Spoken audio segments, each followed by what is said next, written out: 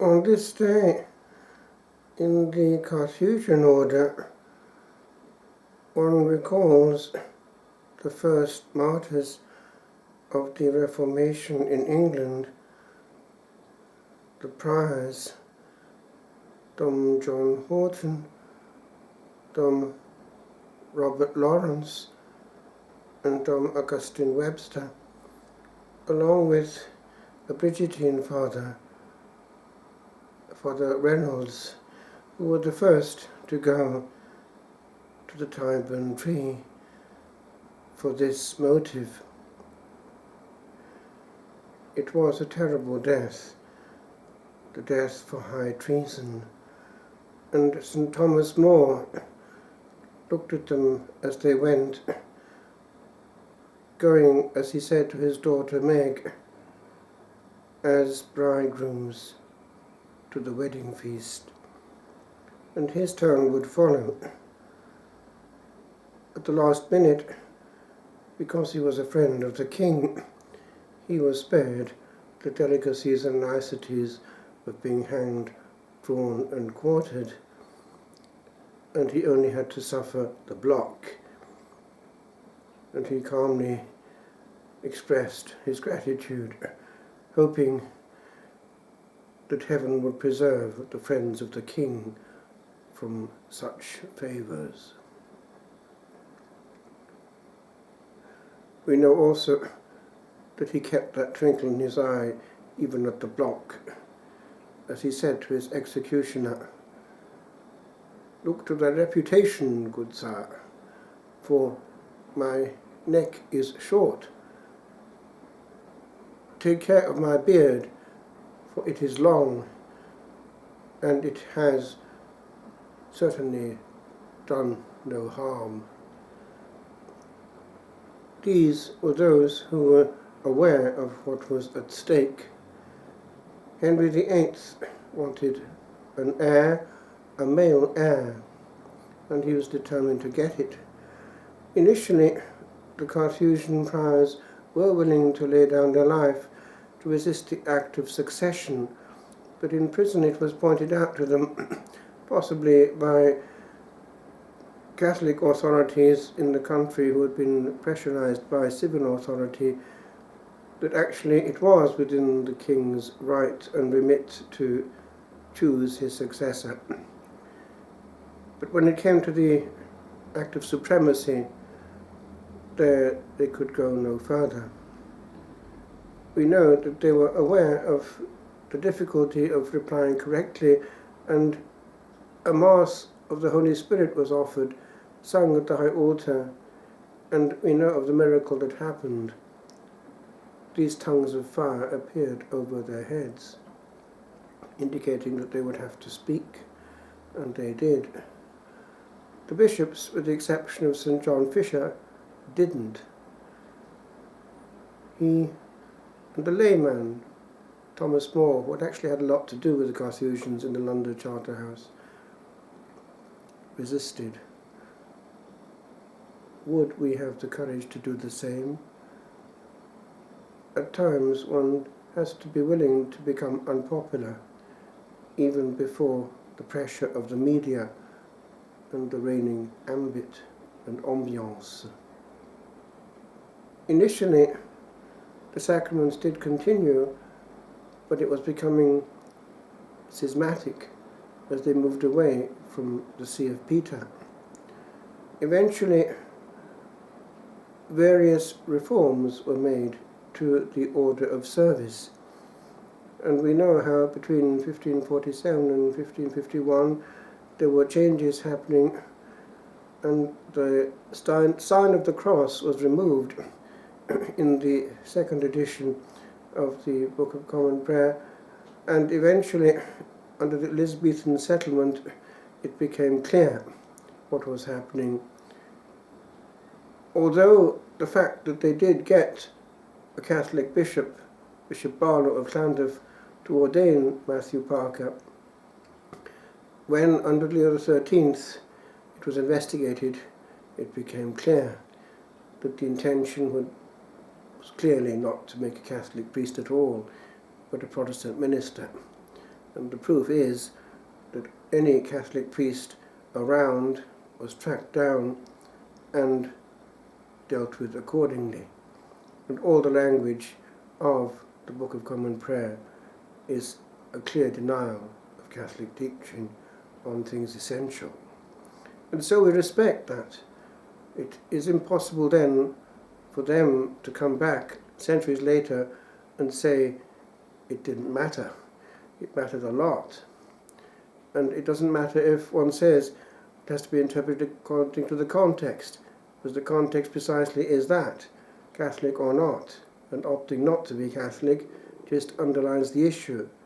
And so it is clear that no matter what recuperation may happen during, for instance, the period of the Oxford movement, as Leo XIII made it clear in Apostolicae Curae in 1896, it was omnino iritum, utterly null and completely void.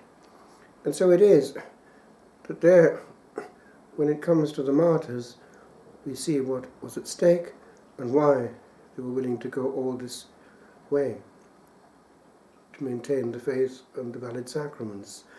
I was staying for a short while in the English college in Rome in 1975 when studying things Greek and Latin, and I was impressed by all these pictures on the landing of the martyrs who had come out of there. It is still called the Venerabile for that motive.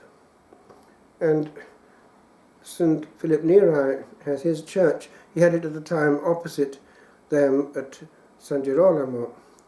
Later he built his own church, the Chiesa Nuova. But there, before building the Chiesa Nuova, they were there in this church, which is still standing, and he would greet them. He would kiss their feet with the words Salvete, Flores Martyrum, Hail, flowers of martyrs, as they were leaving the Venerabile after the ordination to go to the English mission, and therefore to rack and torment, often in the Tower of London and often at Tyburn. And on this day, the 4th of May, in England, one recalls those martyrs who died between 1535, when it all started, and 1680. The last of them, actually, in 1681, was our own Oliver Plunkett, whose head is down the road. This is matter for thought. If one looks at the tortures that went on in the Tower of London, it makes painful reading. Man's cruelty to man, or, of course, to oblige them to believe something against their conscience. And as the Second Vatican Council insisted, one can't force the conscience. Human dignity demands respect for the inner sanctum. As Pope Benedict pointed out, the truth has no need of anything greater than its own force to convince. Therefore it is well in any discussion to remember that if one is raising one's voice, it means that one is afraid of a truth. It's a sign of self-defense. The serene soul wants to know the truth, and the last thing it does is to raise its voice.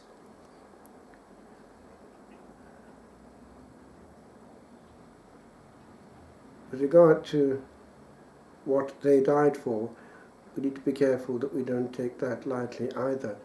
When we become neo-Protestants, we are aware that there were forces, and there still are forces at work to Protestantize the Catholic Church. One sees that in Germany right now. But also there were forces using loopholes in the Council ears to make the Holy Sacrifice look more and more Protestant, and also to make the thinking more and more Protestant. The real presence is a great mystery, and we need to be careful not to need to add anything to its mystery to make it more convincing. the greatest language of God is silence and beauty. Man can get in the way. Therefore, the best way we can honour the martyrs is to do well what we can do while we can still do it, and to be in a fear and trembling mode, not a noisy mode, as we approach the King of Kings and Lord of Lords, remembering how these brethren went to the Tyburn tree.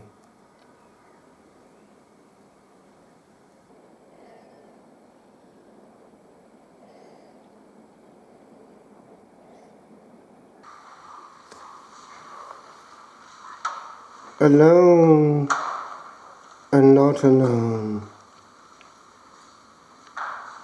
Tridentine was. O right of many ages, right of time, still standing on the globe, held by the power in all our yesterdays. What 'tis to climb by steps to highest height, and in 1 hour to touch again the centuries gone by. And hear the whispered secrets that did move from breast to breast, where saintly souls would sigh upon an ancient magic made of love. What 'tis, I say, to utter scarce a sound, and mutter amid angels something strange, that they know well, and here again have found, as oft they found before, when this soft change they witnessed well, and sheltered till the day that sound high blasted drove their wings away.